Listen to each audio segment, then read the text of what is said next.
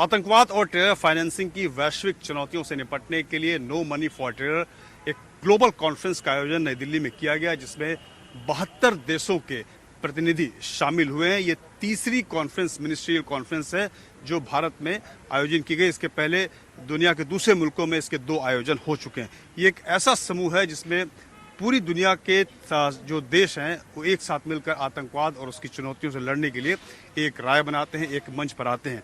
आज इस कार्यक्रम के उद्घाटन भाषण में प्रधानमंत्री मोदी ने कई महत्वपूर्ण बातें कही।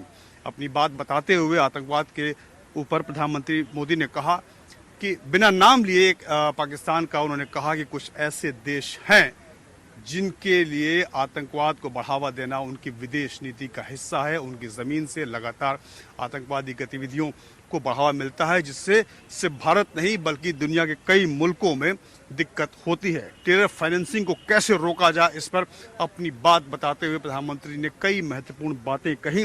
पीएम मोदी ने ये भी कहा कि जब वो आतंकवाद के खिलाफ लड़ते हैं तो कुछ मुल्क ऐसे भी हैं जो उसमें रोड़ा अटकाने की कोशिश करते हैं।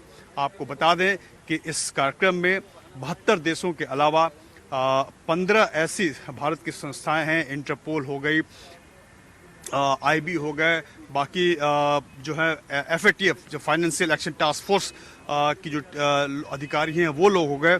तमाम लोग इस हिस्से में शामिल हुए और मेन फोकस इस बात का था कि टेरर फाइनेंसिंग जो को कैसे रोका जाए, और इसमें तमाम जो देश के नुमाइंदे आए थे, प्रतिनिधि आए थे। मिनिस्ट्रियल जो कॉन्फ्रेंस थी उसमें ये बात कही गई। ये दिन भर कार्यक्रम चलेगा। केंद्रीय गृह मंत्री अमित शाह भी डेलीगेट्स को संबोधित करेंगे, अपनी बात कहेंगे। हालांकि उनकी जो मीटिंग होगी वो क्लोज डोर मीटिंग होगी।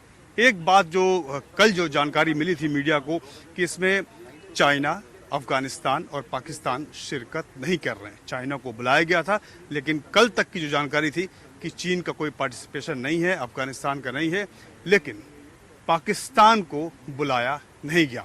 इससे समझा जा सकता है कि पूरे दुनिया में पाकिस्तान की स्थिति क्या है, क्योंकि आतंकवाद की सबसे बड़ी जड़, सबसे बड़ी ज़मीन वहीं पूरी दुनिया को दिखाई देती है। और FATF लगातार उसके एक्शन भी होते रहे।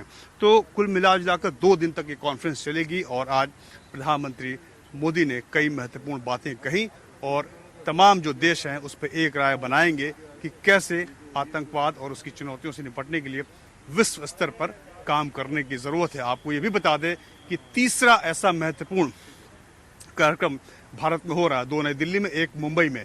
इंटरपोल की कॉन्फ्रेंस हुई थी जिसमें आतंकवाद का बड़ा मुद्दा उठाया था, जिसमें कि प्रधानमंत्री शिरकत किए थे। तमाम डेलीगेट्स आए थे इंटरपोल के। पाकिस्तान की तरफ से भी डेलीगेट्स आए थे, लेकिन उन्होंने जब उनसे बात की गई तो सबको तस्वीरें याद है कि वो बात करने से कतराते रहे, पीठ दिखाकर पाकिस्तान भाग गया। उसके बाद यूनाइटेड नेशन के लिए का एक कार्यक्रम मुंबई में हुआ था काउंटर टेररिज्म पे, उस पर भी भारत ने अपनी बात प्रमुखता से रखी।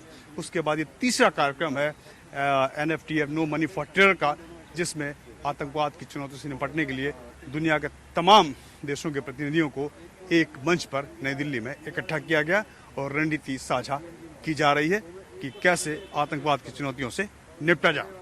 कैमरामैन धीरज ठाकुर के साथ प्रशांत देव, न्यूज़ 24 दिल्ली। नमस्कार, मैं हूं मानक गुप्ता। अगर आपको हमारा ये वीडियो पसंद आया हो तो इसे लाइक और शेयर जरूर करें। और हां,